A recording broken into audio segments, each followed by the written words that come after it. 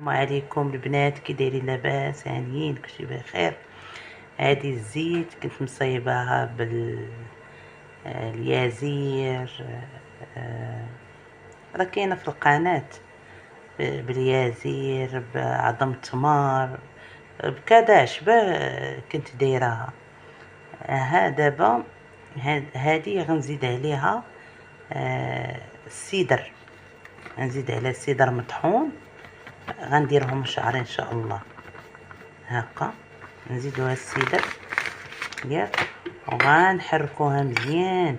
وشوفوا عندكم ديك سمها اللي ما عندهاش شي خلطه زيوت، اللي كان اي زيت كتخلطيها مع السيدر. عندك خصوصا الخروع، زيت الخروع ما كتخليش الشعر يطيح حتى توقف التساقط. هذه ان شاء الله غنديرها للسوالفي.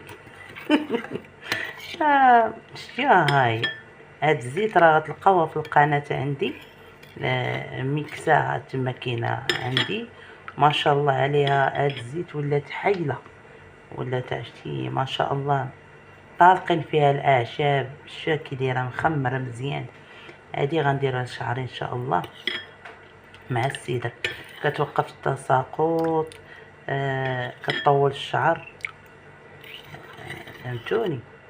راه فيها كذا عشبه. ودابا درتها، واللي ما عندوش هذه خلطه الزيوت يدير هذا الخروع. شوف عرفتي السيدر كيولي بحال الصابون، وسط الزيت كيولي بحال الصابون. ملي كديرها انت شوف مرغوينه، هو ملي كتخلطيه مع الماء تيولي بحال الصابون.